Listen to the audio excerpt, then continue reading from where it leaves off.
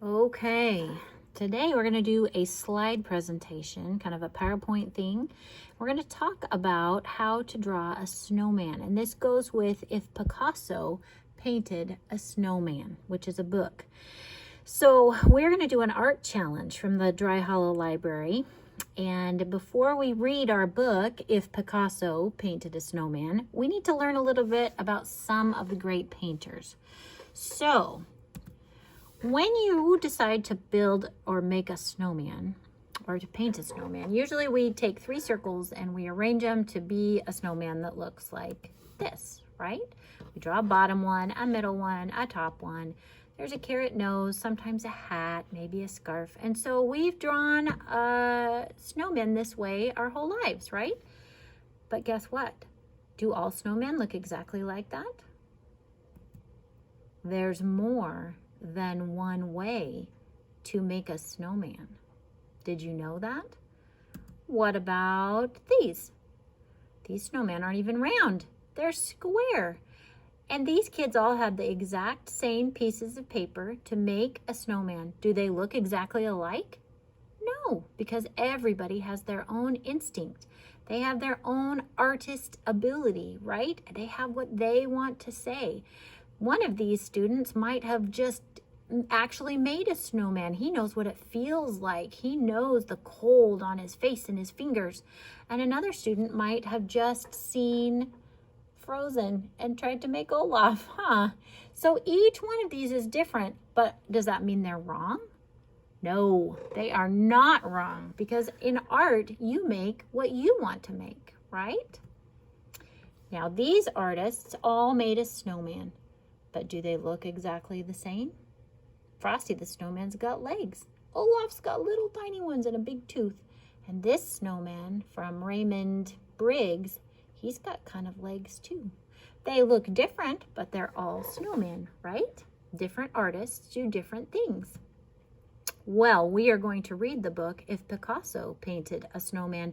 Picasso is a famous painter. We'll get into that in just a minute. So remember that you also are an artist, and so the one that you make might be different than everybody else's. So this is a very famous painting by a guy named Van Gogh. That's his last name, Vincent Van Gogh. And this is his famous painting called Starry Night. And it's almost as if you can see the wind, can't you?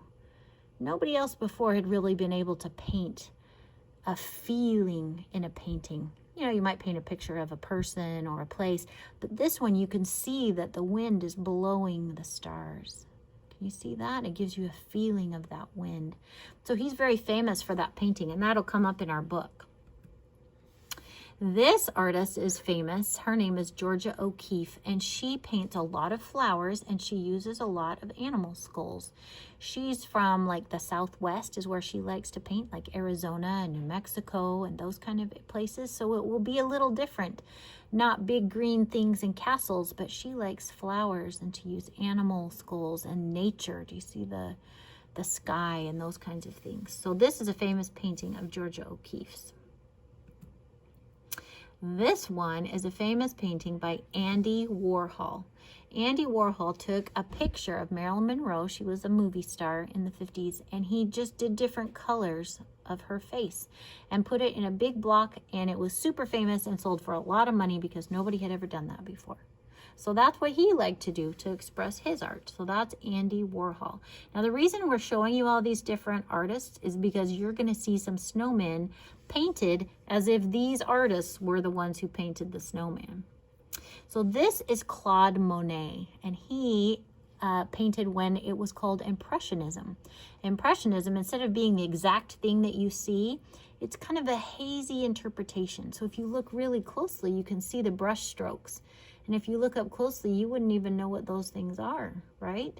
But if you step back, you can see it's the haystacks and the trees and the mountains. But it's not painted like it looks like a photograph. It's kind of an impression of what it is. So that's called Impressionist art. Whoa! This is Jackson Pollock, and he was famous for his kind of paint drippy ones. But when you look at that, do you feel some excitement? Do you feel some chaos and some wildness? So he was kind of an artist in the modern art. And so it's more about what you feel from the painting, not really what it's about. So you can look into that and see if maybe he was painting something specific like a barn or a house, but I think he was more painting about feelings. Okay, Salvador Dali is the artist of this painting. And I should have looked up the name of it. It's famous, but right now I can't remember. Shoot. These are melted watches. Do you see those melted watches? It's as if time is kind of standing still, right? This is kind of surrealist. Can this really happen? It's more kind of giving you a weird look into the future, or kind of a metaphor of what life really is. So these melted watches, remember that, because we're going to see that in our book too. That's Salvador Dali. So you can take a picture of something that's normal in your life and make it look a little different, right? You might have seen this one before. This one is by Grant Wood. And this is a farmer and his wife. It's called American Gothic, and it is a very famous painting. You notice the house in the background, and it's got the arched windows. They're not looking super happy at the moment, are they? But remember this picture, because you're about to read the book about the painting of the snowman, and there's a painting that will remind you of this picture. Okay, George Serrat. This is called pointillism. It's also kind of a part of Impressionism. If you look at this great picture, you can see people, and they're along the river, right? It's in the olden days. You can tell by their clothes. But the closer and closer you get to this picture, this is how he painted it. Do you see all those dots, those little points? Nowadays we call them pixels, because we can make pictures so big you can see the pixels. But in those days, this is a painting with a brush, and he put all those little dots that turned into a painting that when you look at it, you can see the whole picture. Isn't that crazy? That little dots can turn into something so cool. So that's Georges Seurat, and that's pointillism. So we're going to ask you to make a snowman, and you should be deciding on some of these styles. Maybe you want to do a pointillism snowman, or the melted watch snowman, or maybe with skulls and flowers. Oh, this is Piet Mondrian. Piet Mondrian loved organization and clean lines and basic colors. You notice it's the primary colors, red and yellow and blue, and all the other colors can be made out of those three colors.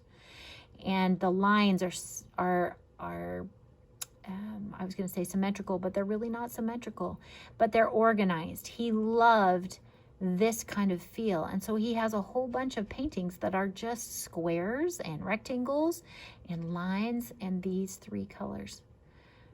So Piet Mondrian.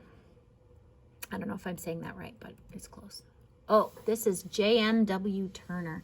And this is kind of Impressionism too. Do you kind of get the feel, the movement in that? You can kind of see a little calf, maybe a little sheep down here, and the guy. It's almost like he's just put a few little marks to make that.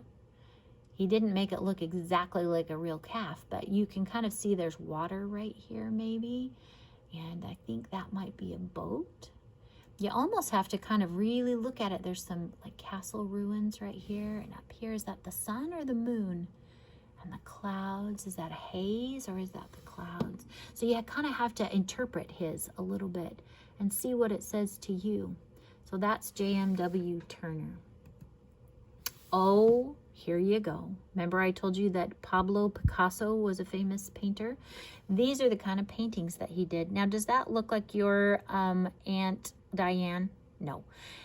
Look at how many nose holes and where the nose are and what the eyes look like. It's kind of crazy, right? But that's a portrait of somebody. He thought outside of the box. That means he did things a little bit differently in how he made his paintings. So remember the name of our book we're going to do is If Picasso Painted a Snowman. So we'll see if maybe his snowman's going to look like that too. There's the book. So this is what we're going to read. If Picasso Painted a Snowman.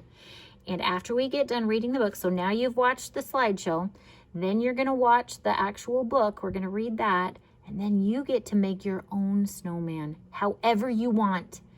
You can do it like any of these artists that we're talking about and that you'll see in the book as well. Or you can make up your very own. But don't just do 3 circles, right? We're going to think outside the box, outside the circles.